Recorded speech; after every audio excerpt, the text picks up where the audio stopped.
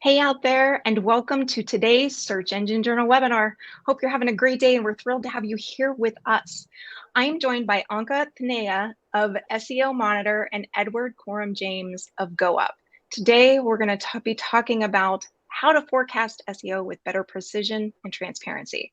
So if you're looking for improved forecasting methods, you're definitely in the right place. I think everyone on this call or anyone that's going to be joining us soon understands the often understated value of SEO, especially the stakeholders and executives. But these are the folks that you need to buy into your proposal. So today, Anka and Edward are going to show you how you can forecast confidently and more accurately. So first, my name is Heather Campbell, and I'll be your moderator today. Please use hashtag SEJwebinars to share any cool tidbits from today's learning on social. But first, let's meet our guest. Anka, I did mispronounce your name and I am so sorry. So Anka, Edward, we're excited to have you here with us, but tell us a little bit about yourselves and your companies. Hi, I'm happy to be here and thank you for the nice introduction. You didn't mispronounce it. It's Senea, but no worries about it. I'm the community manager here at SEO Monitor, and we've been on the market for more than 10 years. We are building a product that's designed for agencies, and we are really happy to show you a bit of the philosophy behind it tonight, more specifically on forecasting and the way we approach forecasting. I cannot wait to hit it. And before that, I wanted to let you know that I think our entire team, almost our entire team, is here as well. So if you want to say hi, if anyone wants to say hi in the chat to Cosmin, who's our CEO, Alan, who's our head of marketing, Mada, who's our head of customer success, and also Alice and Christina, because some of the people here might have met them already. So if you want to say hi or ask them anything, feel free to do it in the chat. I'm happy to be here. Ed? So my name's Edward Coram James, as Heather said earlier. So I'm the CEO of GoUp. GoUp is an international digital marketing agency specializing primarily in search marketing and SEO. We have offices in London and Los Angeles. We've won a lot of awards, which is really cool. And we work with clients ranging from Universal Music to Diageo, to international governments and through to kind of SMEs and disruptor brands. So it's a lot of fun and it's been a hell of a ride.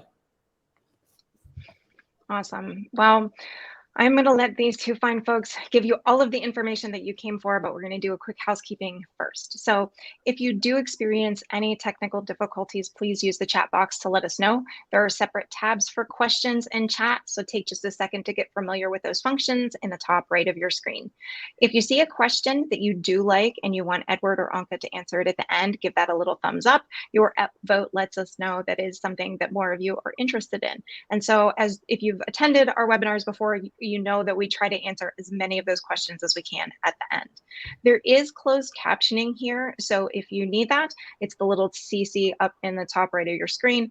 And as always, we will do our best to link to any resources or tools in the chat, but if we miss one, just ask. Resources will also be included in your recap email. After the webinar, we ask if you can stick around for a short survey. It takes less than 2 minutes, and this information really just helps us gauge what works and how we can make SEJ webinars more useful for you all out there. And lastly, you will receive today's full recording. So watch your inbox for that. You'll get the slides, you'll get the recording. And with that, it's enough from me. So Anka, Edward, I'm going to get out of here, and it's all yours. Great. Thank you, Heather. Thank you very much, Heather.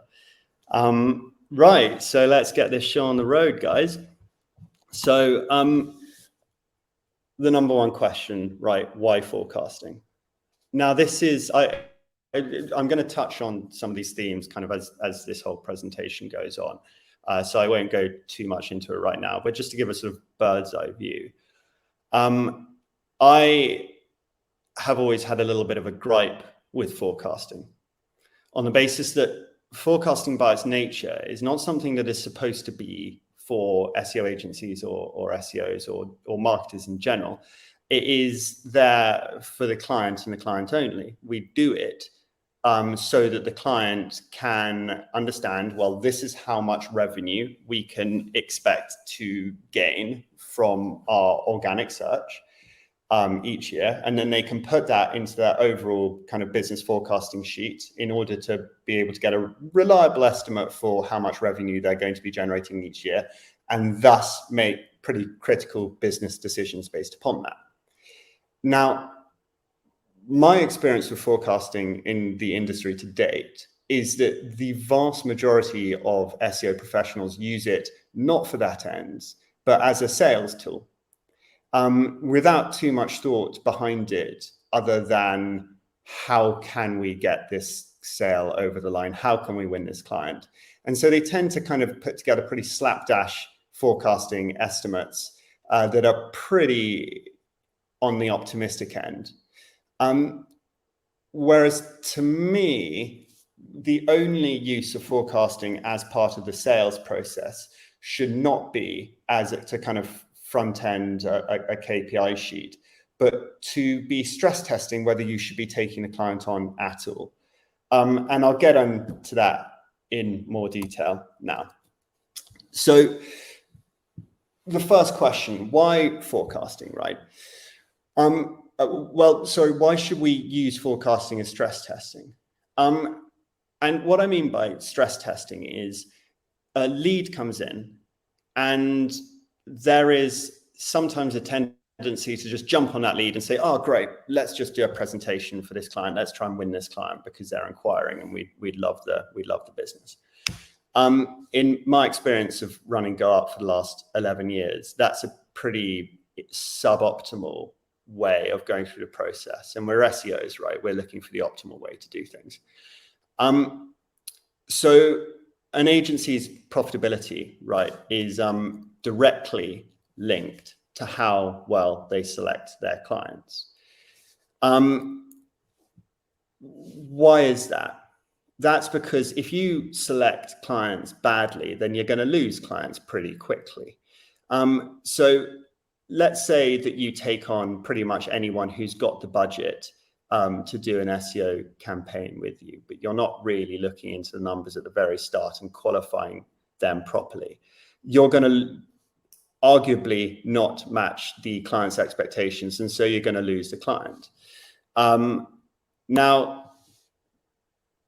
the need that directly obviously leads to the fact that if you are churning clients and you're only retaining clients for 6 to 9 months, then in order to replace those clients, you're going to need a bigger marketing budget, you're going to need a bigger sales team, and also a bunch of unhappy clients means a bunch of unhappy account managers, because you don't want to be running an agency, or if you're working for an agency and all of their clients are unhappy, you're just going to lose that agency, which means increased recruitment costs for the agency and increased training costs for the agency.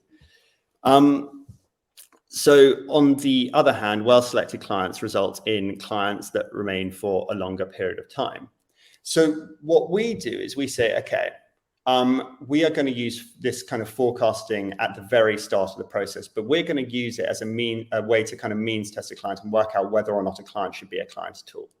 So if we, at the very outset of a process, run a forecast for a client, and this is a completely internal process, the client has no input into this whatsoever, and we often don't even show this to the client. We will literally be running the numbers and we will be saying, okay, well, we think that this campaign, in order to get the client measurable results, is going to cost, I don't know, £10,000 or $10,000 per month. However, we think that, which is going to be about 120 grand over the year. But we think, looking at these forecasting numbers and taking a sensible view on it, we think that arguably the campaign maximum is only going to gain them £120,000 or $120,000 a year. So that's break-even point. It's not going to be worth it for them. They're going to come on. They're going to be a client for about 8 months. They're going to be, even if we hit all of their results, they're going to be unhappy with the revenue generated from it. So they're going to leave. And for all of the reasons that we've just pointed out, that's not good for business. That's not good for profitability. And so even if this client is offering us a 10K a month budget, we at Go Up will reject it, and we will explain why. but we will reject it nonetheless. And that attitude of being very discerning and a bit on, a bit conservative in some respects as to who we take on as a client has year on year increased our turnover, year on year increased our profitability. As an agency, we have never not been profitable. From day one, we were profitable, and that's largely because of this. Well, one of the many reasons is because of this. So I touched on this a little bit earlier, saying that most agencies will pitch for the majority of briefs that come their way by using a common set of criteria. The only qualifications that most agencies use are agency capacity, budget, conflicts of interest, i.e. are we representing a direct competitor of this potential client, and industry specialism.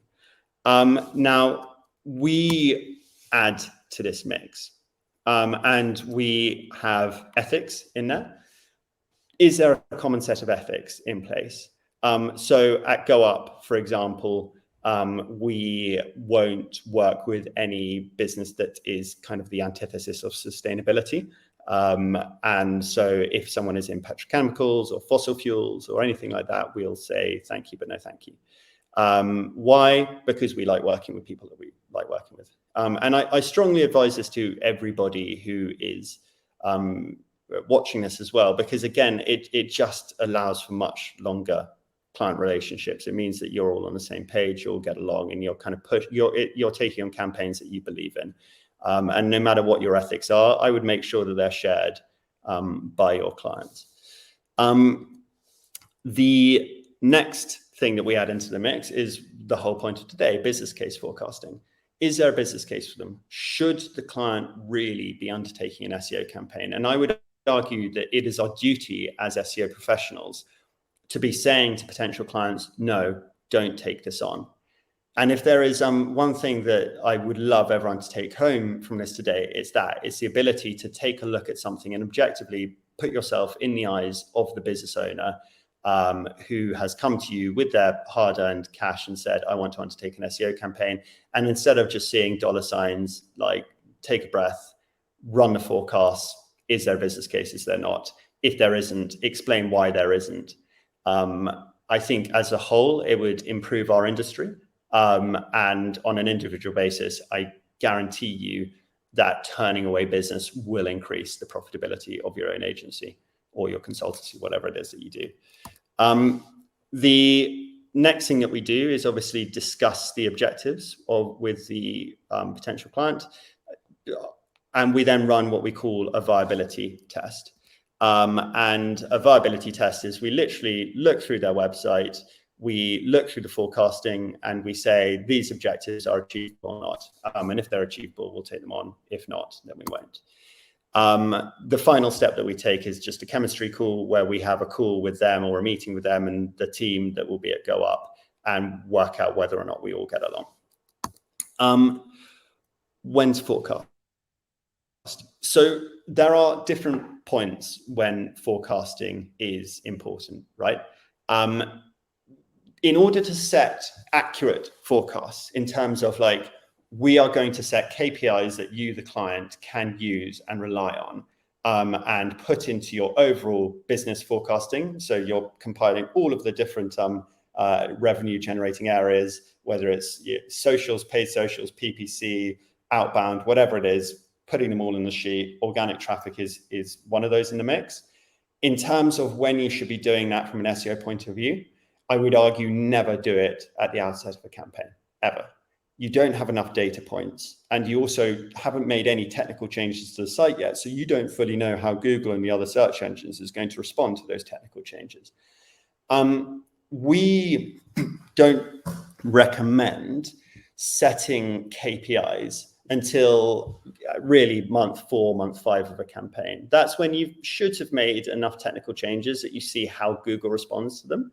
If you just change a few meta tags and all of a sudden the needle goes from there to there, bang, then you know that you can set your KPIs quite high. If you do a huge amount of work in the first 4 months and Google doesn't really move the needle, then you know, okay, we need to be much more conservative about these KPIs. And so there's a reason to distinguish between kind of doing a stress test on whether there's a business case and setting KPIs. So as said, forecasting after month 3, 4, or 5, business case stress testing as part of the qualification process. Next, obviously, we'd like to look at, well, how would we stress test a business case? And I'm going to give you an example. So this is actually a real life example from a client about a year ago. So we could see that from target keywords, and sorry, just to qualify this again, this is only a relatively small selection of the entire kind of repertoire of potential keywords that they could be targeting.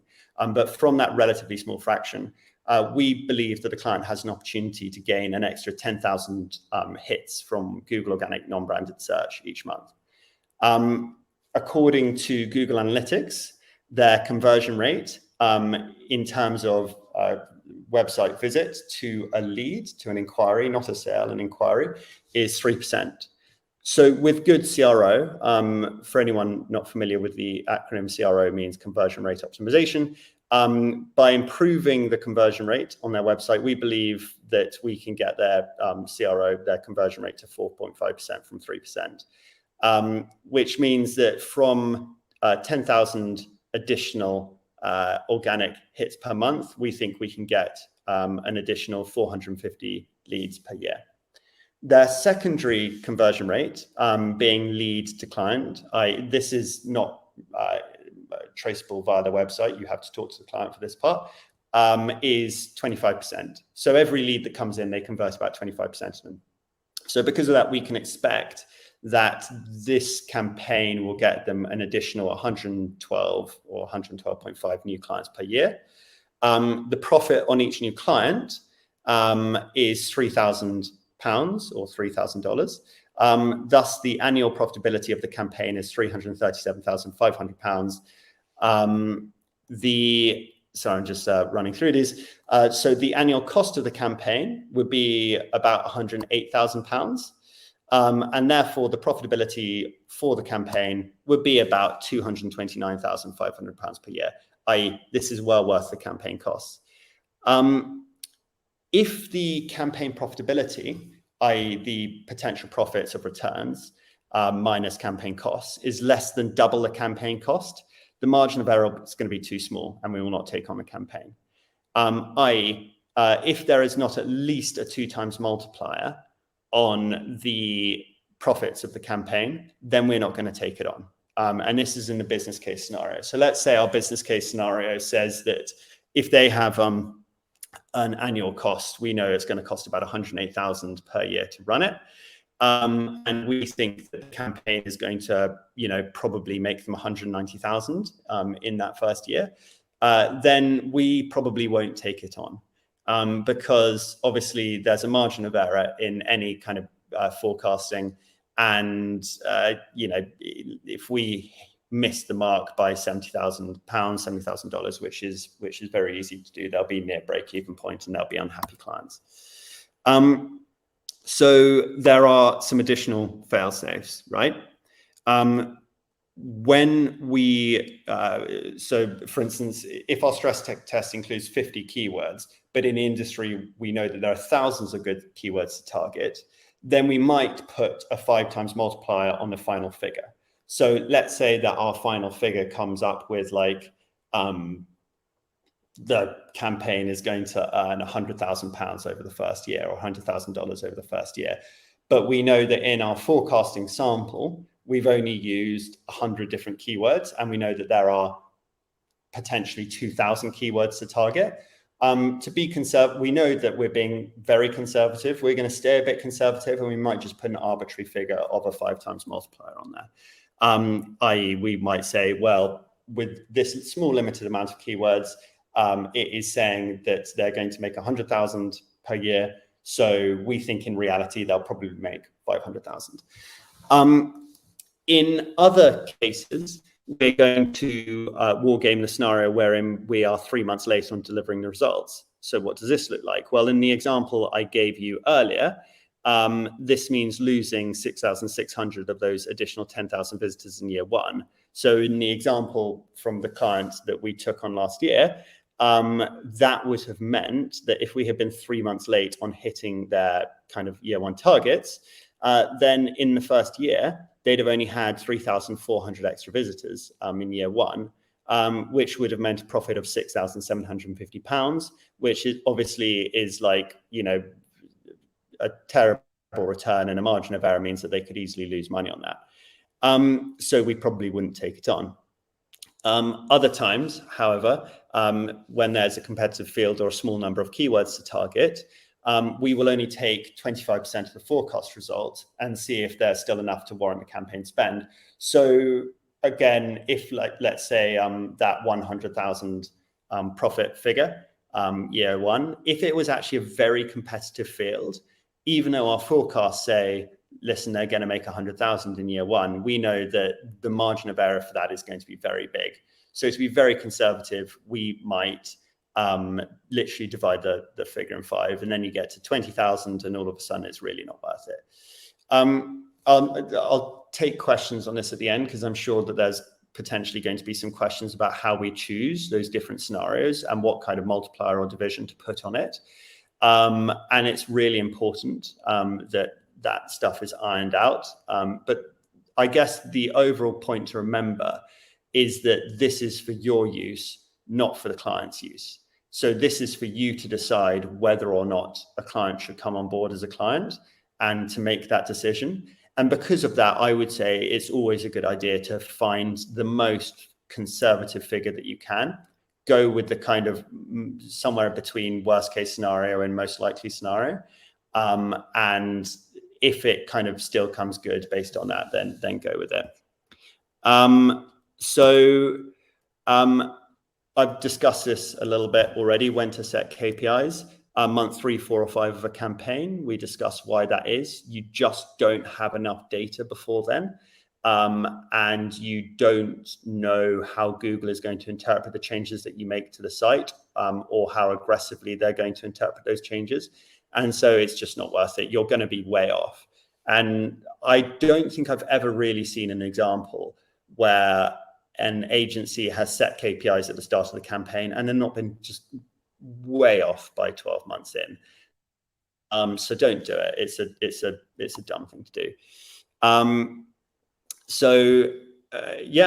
Also the other thing is that by then the forecasting tool will be populated enough. So by about month 4 or 5,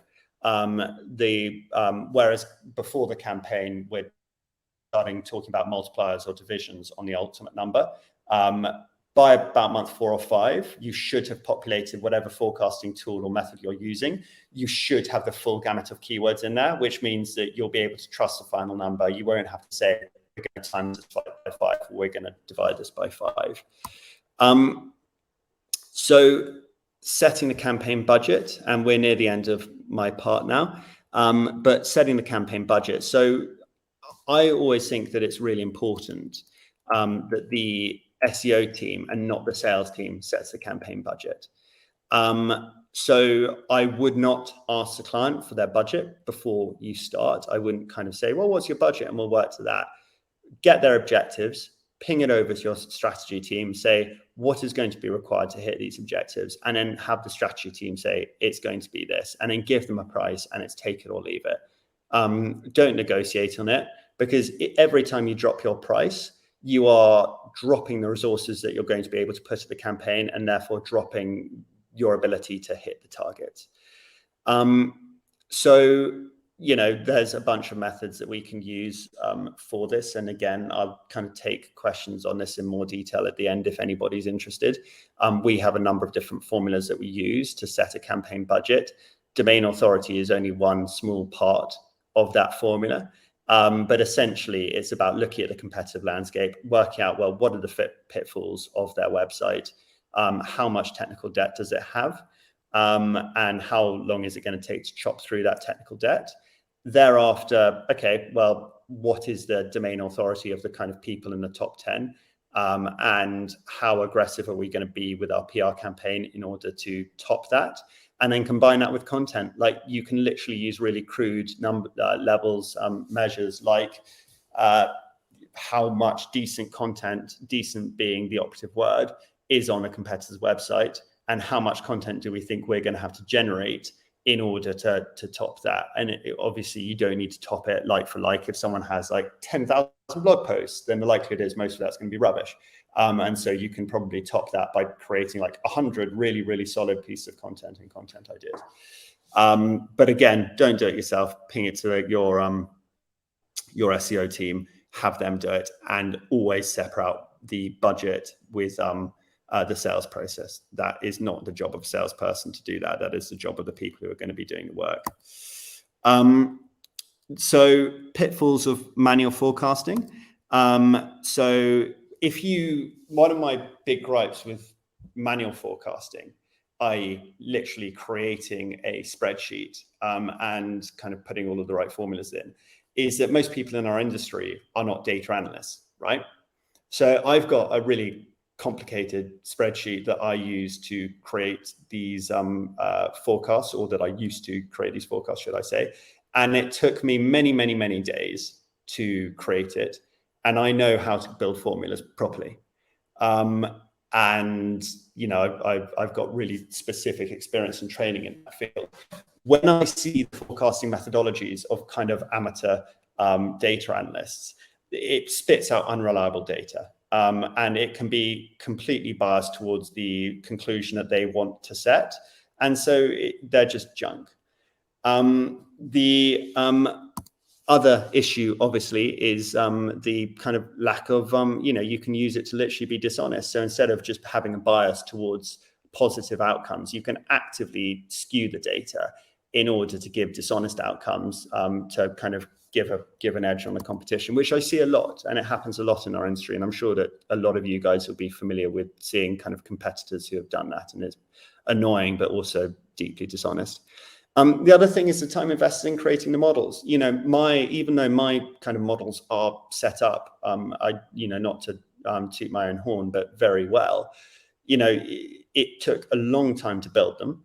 And then on top of that, every single time that I'm populating it with new information, it's a long time. It's a lot of different fields that need to be populated. And so even filling it in, having completed the forecast formulas, it takes a long time. So there are 5 aspects to consider when building a forecast. The first is the intention. Is the model created specifically to justify the conclusion? I.e., I want to show that you should become a client. And so I'm going to build a forecast with the intention of showing you that you should become a client. In which case the forecast is always going to be biased to being overly optimistic, and therefore it's going to be really unreliable.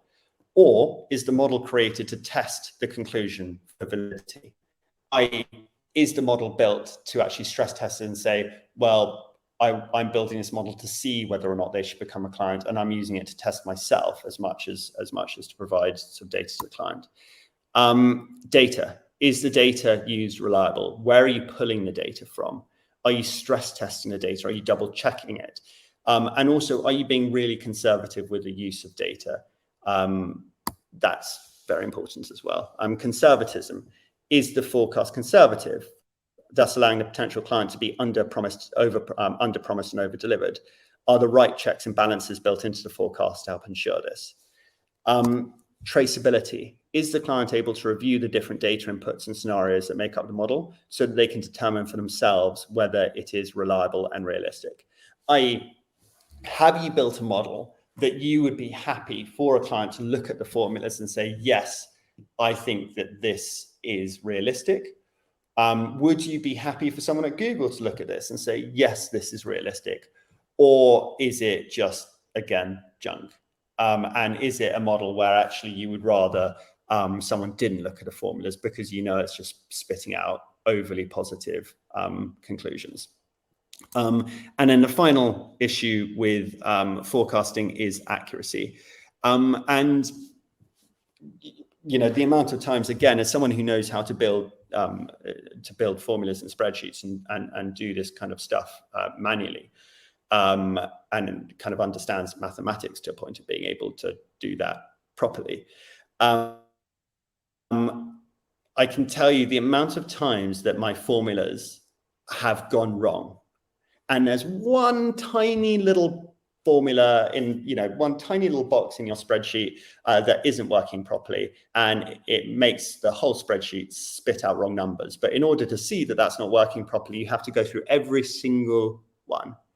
And that is a very time-consuming process, and most people don't do it. And so if there's a single element of your spreadsheet that is wrong and spitting out the wrong formula, then you're going to be giving, again, junk results to a client, even if you know what you're doing. And an amateur at this isn't going to know what they're doing. And when I say amateur, I don't mean amateur SEO, because there are amazing SEOs who aren't good with building formulas. I'm talking, when I say amateur, I mean amateur at mathematics. And so even mathematicians have serious issues with always preserving the accuracy of their forecasting, which is why I don't recommend doing this manually. I do recommend using software for it, and we can get more onto that later. So I'm now going to pass over to the SEO Monitor team so that they can discuss a little bit more with you. Thank you, Ed. You brought really insightful things to the table, and no worries, you will see Ed in 6 minutes or 7 minutes with the use case that he will present. And now let me tell you more about our methodology. Just 1 second. I hope everyone can see my screen. So as an SEO, as we've seen with Ed's examples, you have the technical know-how and specific metrics that you want to improve. And you know it will impact the website's performance. But business owners have other business metrics that they care about. They actually need an output in order to understand and validate the business opportunity, right?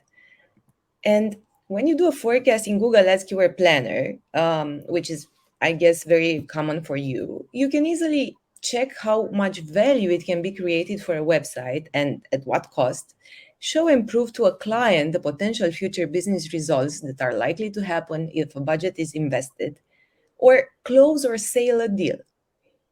So in this case, it's clear what your proposal is and what the result should be. But in SEO, it's not always like that.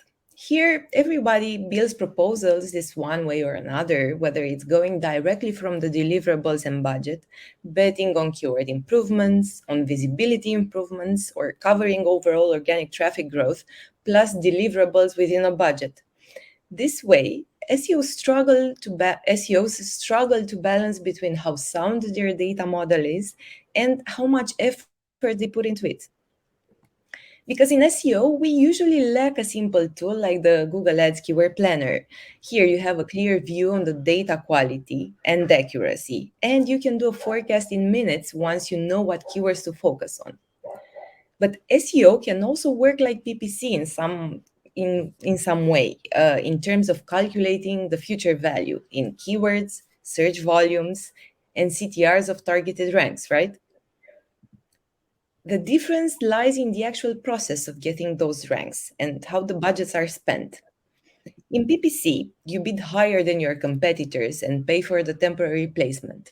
In SEO, you pay for creating better content, as Ed told you, than your competitors, improving technical aspects of your website and generating relevant backlinks through content marketing and other techniques.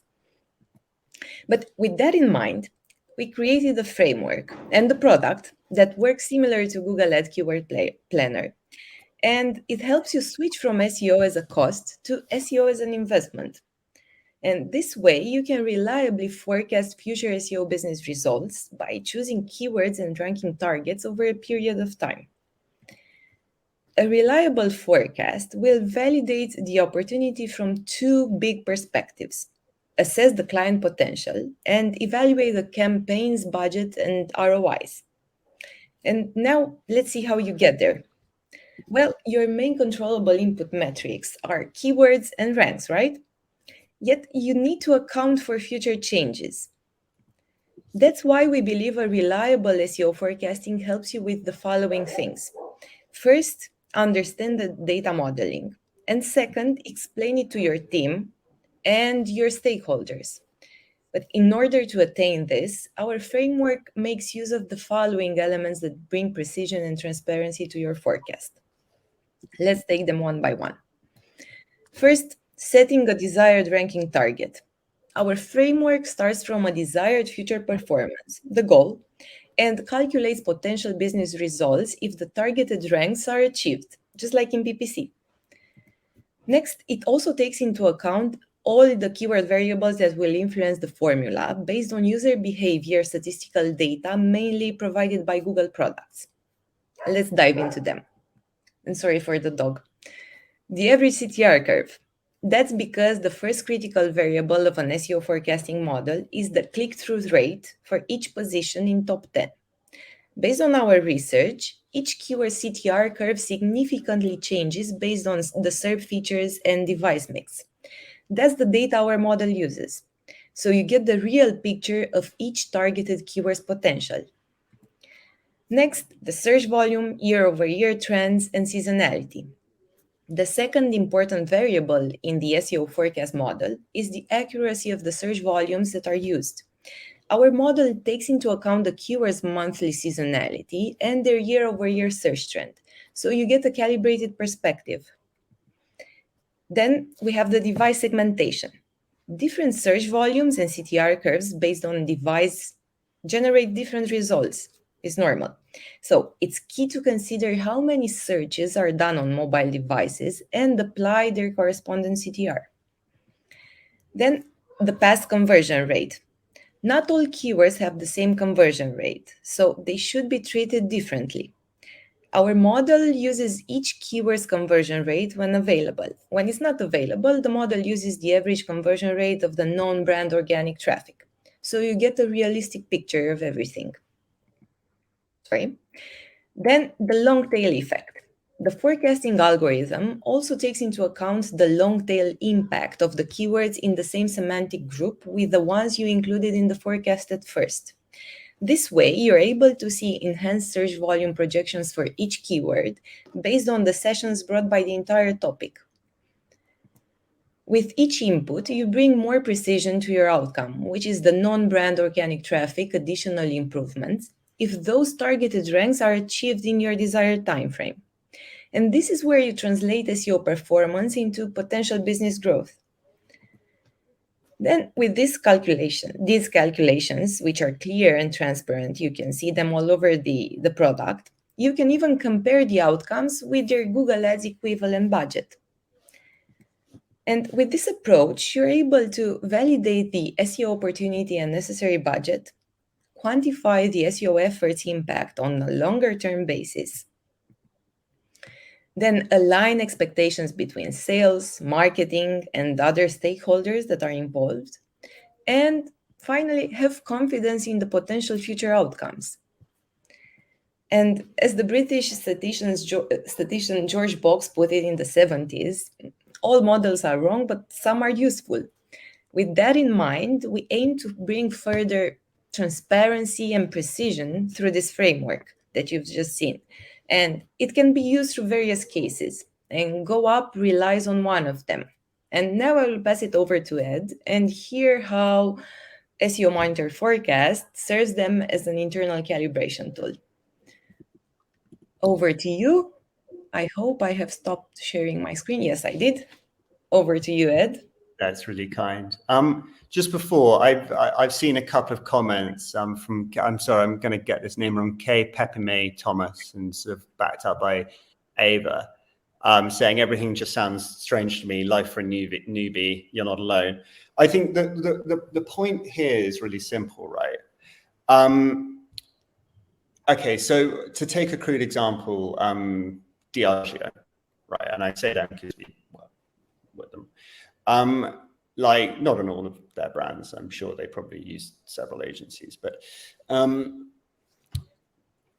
if they want to forecast, right, that's because they need to know how many bottles of Smirnoff a year they're going to flog through organic traffic, because they need to know how much how much profitability organic traffic is going to generate from them. So when they are asking for a forecast, they need something that's reliable. But there is a tendency in our industry, and I think most people on this webinar will have seen this, whether they are a freelancer, a consultant, or an agency owner, or work for an agency, they'll have seen this where, you see a competitor's proposal, or you're talking to a client and they'll say, oh, well, all of your competitors have sent me KPIs. And so I would like you to create some KPIs. And it's, at pitching stage. And the problem is that if you do that and it's Smirnoff, they're then going to take those KPIs, stick them into a spreadsheet, send them up to the CMO, who's going to send it up to the CFO and the CEO, who's going to say, oh, well, this agency says that if we go with them, they are going to make us £1 million extra profit per year via organic traffic. And then as a result of that, we're going to do. So they'll probably make hiring decisions based on that. All of these decisions are going to be made upon that. And you don't know. And so you're giving them kind of bad information, which actually could be really damaging to their business. And so the point is, forecasting has to be reliable. And it has to be based upon a set methodology that works and that isn't purely there to get a client to come on board as a client. And that's kind of what this all comes down to. I hope that makes sense. But without further ado, I'm going to start showing SEO Monitor and how it's done here. There's no partnership with SEO Monitor. They're not paying me to do this. I genuinely think that it's a brilliant tool, and it has saved me a huge amount of time in the past couple of years. And so I highly recommend it. And yeah. Okay, so to kind of show a real life case study, there's these guys here. They're called Perlego. They do online textbooks, like textbook subscription for university students and students of all kind of colors and looks and persuasions and categories and everything. Like if you are a science student, they'll have something for you, like thousands of books. If you're a law student, they'll have thousands of books for you, and they'll go down really, really, really, really niche into exactly what it is you're looking for. And they're really cool. And so what we are doing in this particular is we're going to have a look and see, okay, well, they come to you and say, will you pitch for my SEO campaign? And you want to see, okay, well, should I pitch for their SEO campaign? What is the opportunity for them? And so you can go and build these, if they become clients, you'll fill this out much more than I filled it out, because you're not going to want to spend too much time on this. You're just going to want to get a steer on whether or not it's worth their while. And there's a really cool kind of tab that you can use in SEO Monitor. I'll just show you really quickly and then I'll get back to the point, which basically says, okay, and there are literally thousands. This is basically their Google Analytics data, but you don't have to have access to Google Analytics and Search Console to get it. It's like kind of all of the thousands of targets that they're currently ranking for, and where they're ranking for it, what the search trend is in terms of the amount of traffic that keyword is getting each year, which is something that not many tools have, which is really cool. So anyway, I'm going to show you how we would stress test to see whether or not we would want them to become a client. We build a forecast. So to start with, start date, okay, August 2022. Time frame, well, we're going to want to see what it might look like each month for 12 months. In terms of progress speed, i.e. when are they going to get results, we're not going to do it exponential at this point. So exponential is like an upwards or a curvature like that. We're not going to do that because we don't necessarily think it's going to fall like that. Because as most people know, you're not probably going to get them any results noticeable in the first 4 months. So we're going to quickly change this here. It doesn't necessarily matter kind of what you put in here, so long as it, kind of doesn't really start ticking up. until later in the campaign. So this is just how much of their overall result are you going to get over the course of a year, and we're going to apply. We're then going to decide what keyword groups we're going to include in their forecast. So I've done, a relatively rudimentary amount, but still a decent amount of research into this, and kind of populated different keyword categories using that tool I was just showing you. So I'm going to throw in the languages section. That's like books about Spanish, books about French, books about German. I'm going to use the law section, the medicine section, the science section. I'm also going to get a little bit more laser focused here, and I'm going to add ebooks. I'm going to add PDF textbooks and textbooks more broadly. So you press apply, and this is quite neat. So it shows you obviously not only kind of the search volume per category, it also shows you how difficult it's going to be to get you there. So as a general rule, I would remove anything that says hard from your initial forecast. So hard, if it says hard, just get rid of it. Because again, this is for you, it's not for them. Obviously, you know that targeting hard stuff is going to be possible, but you want to go with the stuff that you're pretty certain about, not the stuff that is possible, but you're kind of on the fence with. So I would kind of get rid of anything that doesn't say medium next to it. If you look here, goal chance, it says a little bit under ambitious. So I would do something that's going to increase the ambition of it. That thinks it's too ambitious. So maybe top 5. Let's see what that says. Yeah, that seems about right. So press next. Next again, and bang, we've got our forecast right here. So what can we see from this forecast? Well, we can see that over the space of the year, it reckons that it's going to get us an extra 7.4 thousand conversions, right? On an additional session rate of 73.7 thousand. Now, let's say the conversion rate is, I'm just going to change this here because it's going to say conversion rate is 10%, and I don't think that will be true for these guys. I reckon it'll be more like 3%. You can obviously get that figure from Google Analytics. So this here thinks that it's going to get an extra 2.2 thousand conversions each year, right? Sorry, in year 1. Now, on this, because there are so many thousands and thousands and thousands of publications and books that Perlego is targeting, but I've only put 300 or used about 200 actually in this particular instance, I would put at the minimum a 5 times multiplier on that. So instead of 2,200, and in fact, I will stop sharing here and I'll just share something else that I am using in order to get this data. This is a really, really, really simple spreadsheet. But, put your 2,200 in there. Then if you put a 5 times multiplier on it, you're looking at 11,000 additional conversions in year 1. That conversion value is about 12 pounds, or I can't remember if it was pounds or dollars. That's obviously an important detail. In this case, I put pounds. So their conversion value for year 1 is going to be about 132,000.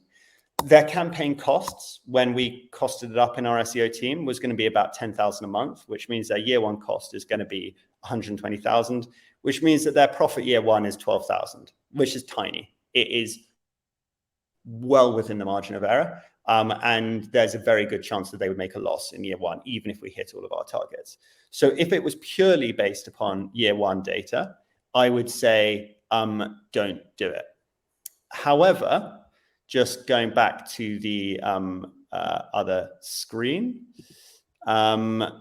if we look at this figure here, so if we kind of zoom in here, it says that in July of next year, so July in 2023, by then we're going to be getting an extra 18,900 searches per month.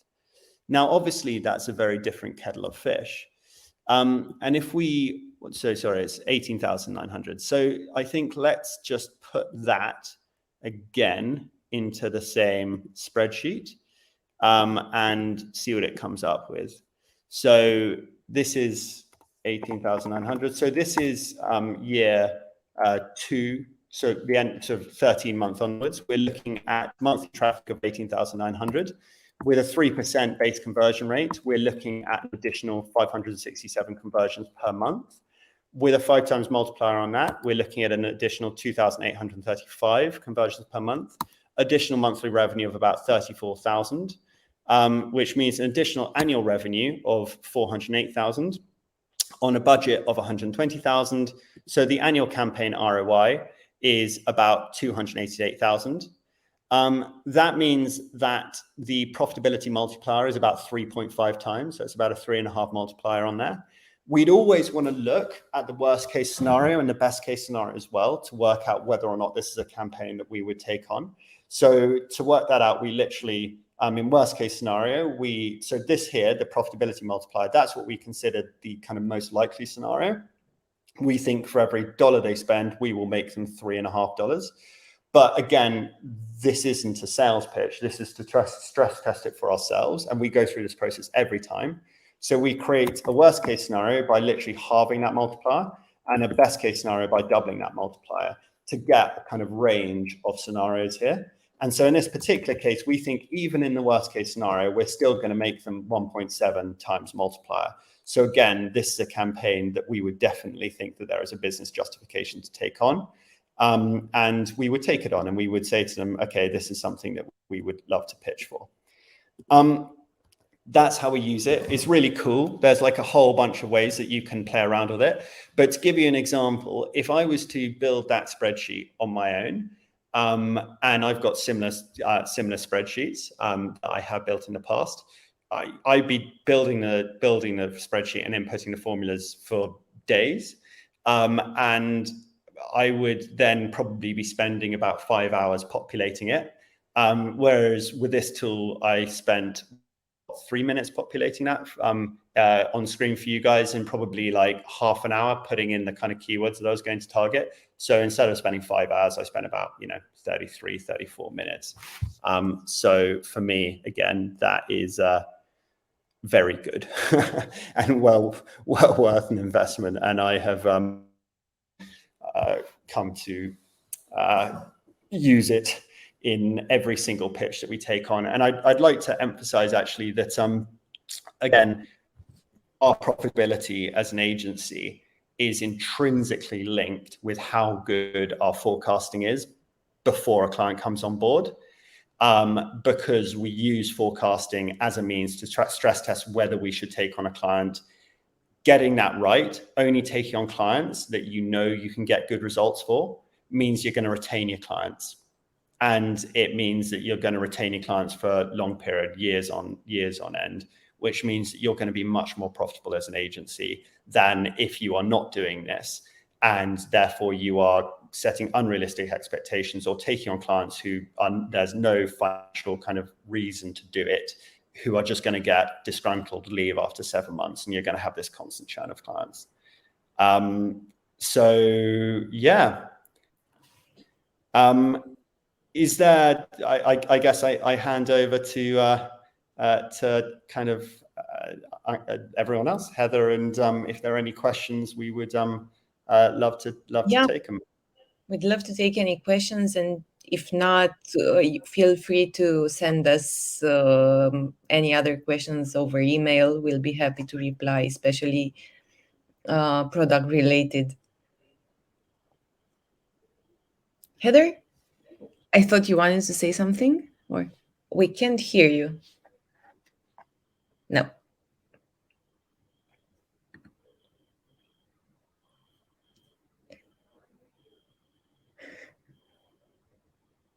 Let's try again, once again. No, not yet.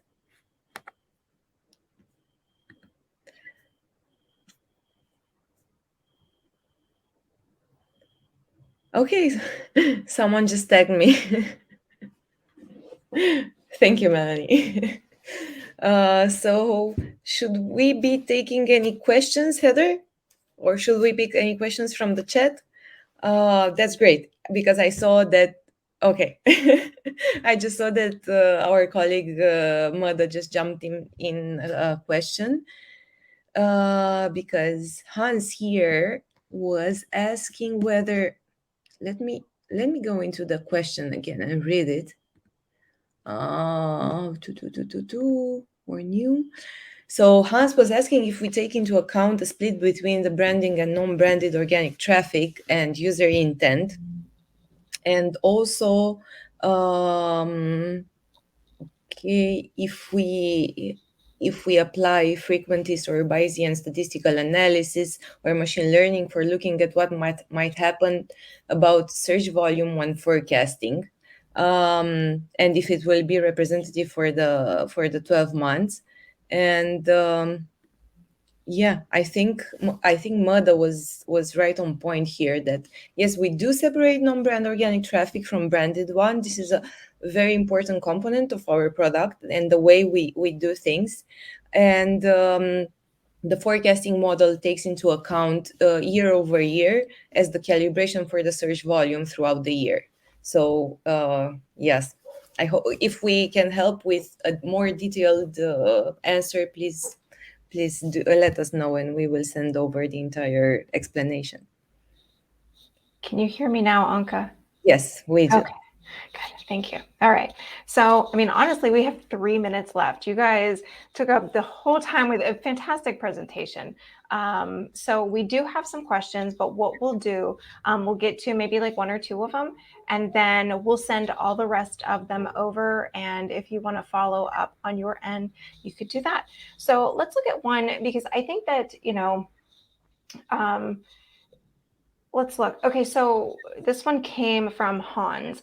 For such clients, do you consider a project period defined as a start and an end as a fallback sales model? So, Edward, anything there? You're on mute. You're on mute, Edward. Sorry, can you clarify the question? So for a project period, let's say the way that I read this is they're looking for success.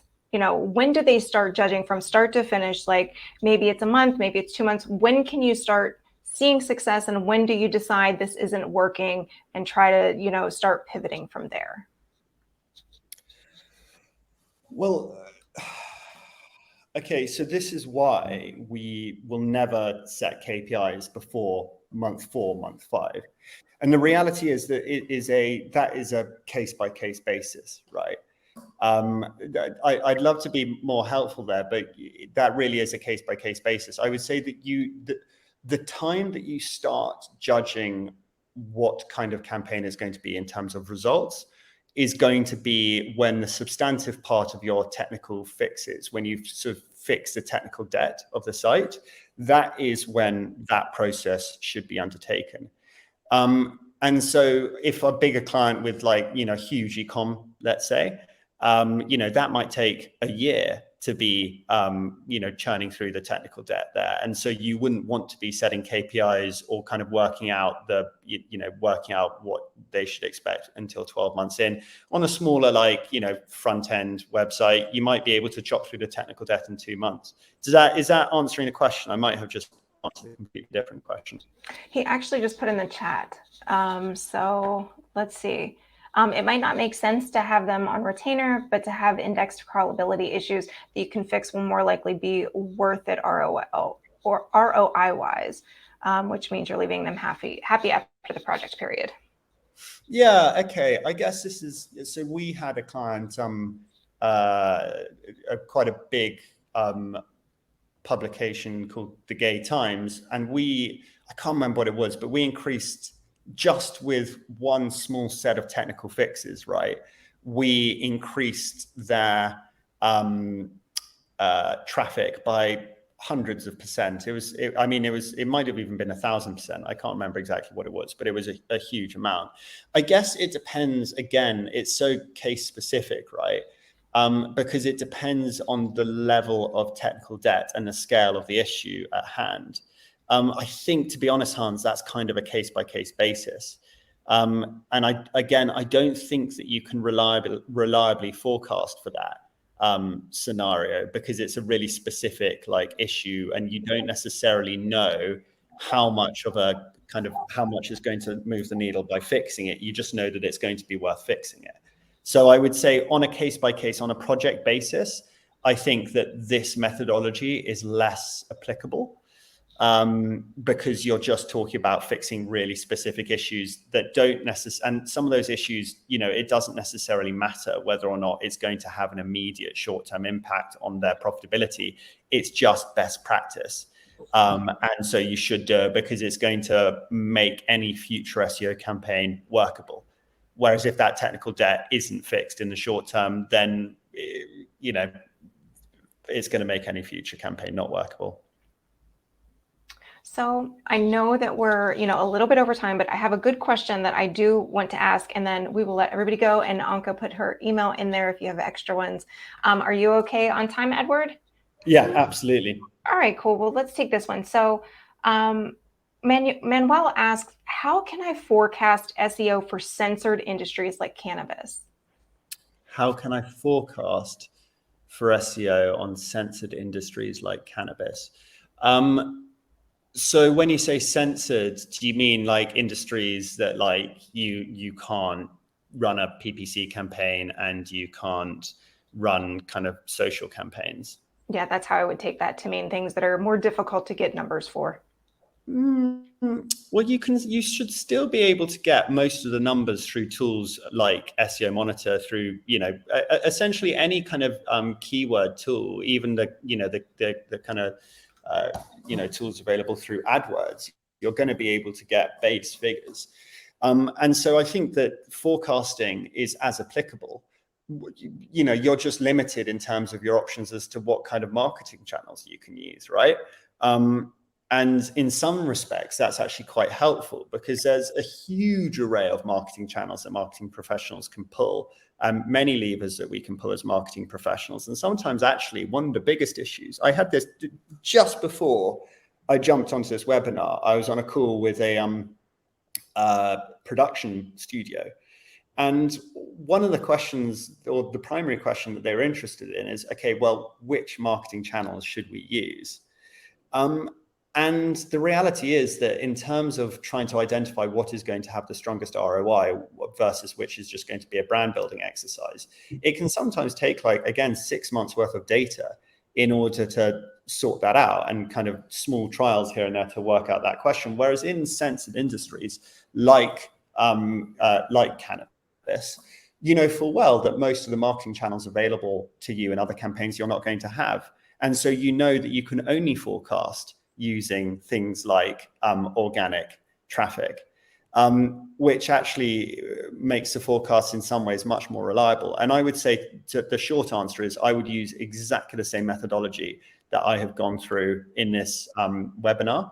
And I would say that in that case, this webinar and the methodology explored in it is even more applicable. I hope that makes sense. Perfect. Well, with that, we are a little over time, so we're going to let everybody go. But before we go, Edward, Anka, you want to let the people know where to find you? Anka already left her email, but Edward, how about you? Yeah, very happy. So let me tap it down here. In fact, I'm going to put my PA's email because I don't know how many questions you people are going to send me. So I'm going to put my PA's email in there. But I absolutely promise you that I will try my best to return everyone's questions. Running an international agency means that I'm relatively time limited, but if you are patient, I will respond to you. Perfect. Anka, Edward, thank you very much for being here with us today and dropping all of this fantastic knowledge on us for forecasting. So until next time, we'll see everybody later. Have a good day. Thanks. Thank you. Have a great day. Bye. Bye.